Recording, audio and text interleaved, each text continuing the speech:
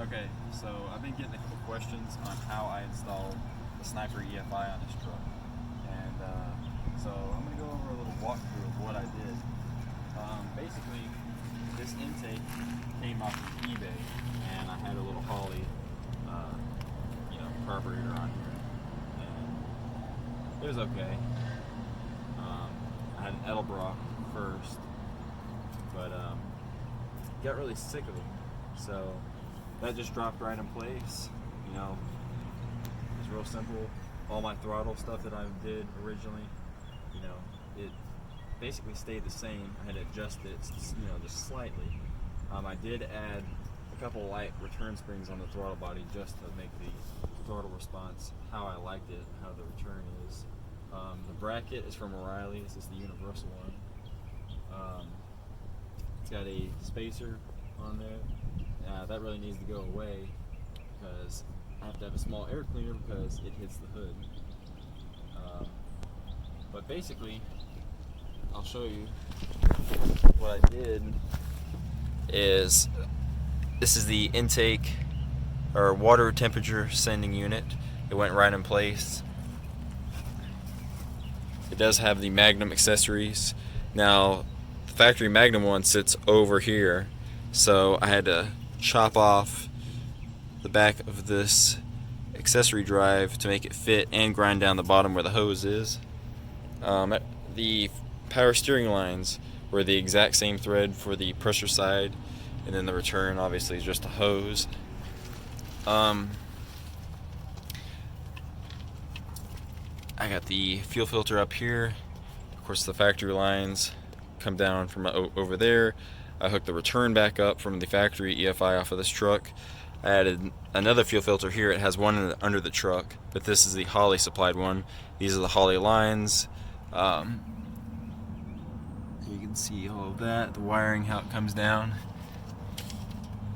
Factory distributor. It is a brand new distributor, but it's the factory one for this truck, the style.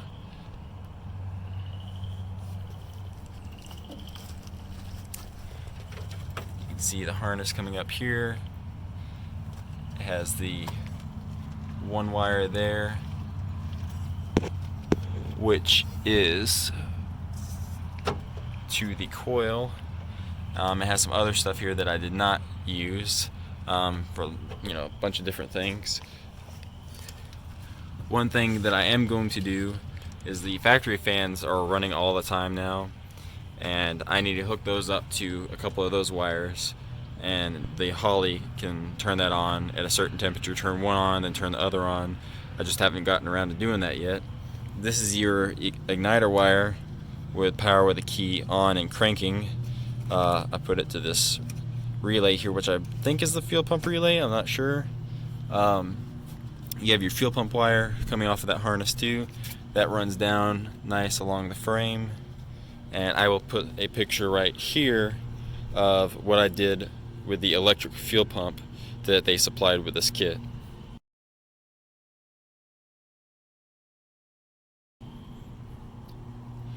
Now, of course, you get your grounds and hot all the time. That's some simple stuff. Inside, we have the little screen, and then the wires going through the firewall. Nothing crazy, it's just real simple. The instructions tell you exactly what to do. Now, the factory electric fuel pump that was in the tank was feeding a carburetor, obviously, and it had a fuel regulator from like O'Reilly's, like the little spin ones, you can change the pressure. That seemed to work okay. The fuel pump ended up starting to go out, started losing fuel pressure. So what I did is the picture you saw, I just put the new pump under the truck after the factory style fuel filter, which I did replace too.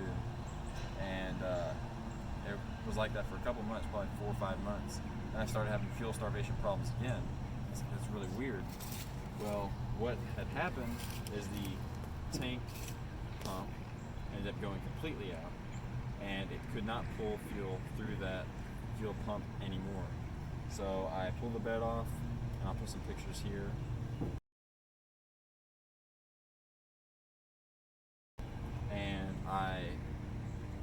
it's got a rubber line that comes in, attaches to the fuel pump. It has another little rubber piece. What I did is I took a brass barb and another hose that's the same length as the fuel pump and put it in place. So now I have a long piece of hose with a barb connecting the two, butted up, and it's, you know, basically just the sending unit. That's all that's there. I cut the wires under the truck out of the harness and tucked them away and taped them, so there's, you know, looks factory, you'll never know the difference.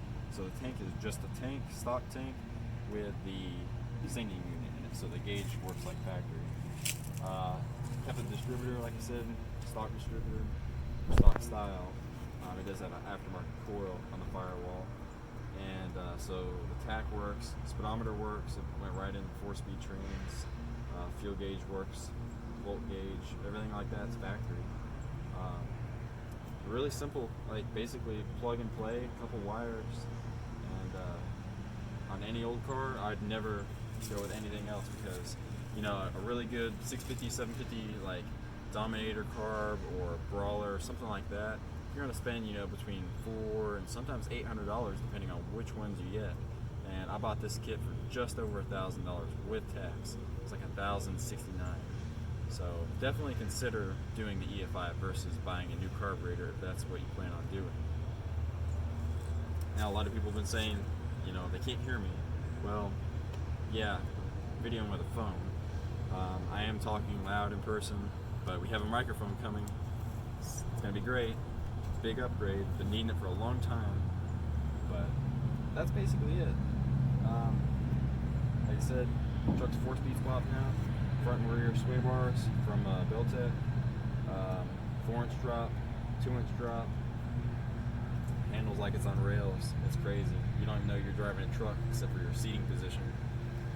And, 4-speed's the best upgrade that I've done so far.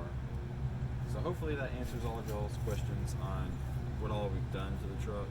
So leave a like, subscribe, and comment if you have any other questions. If there's something you think I might have missed, but I think I covered it all.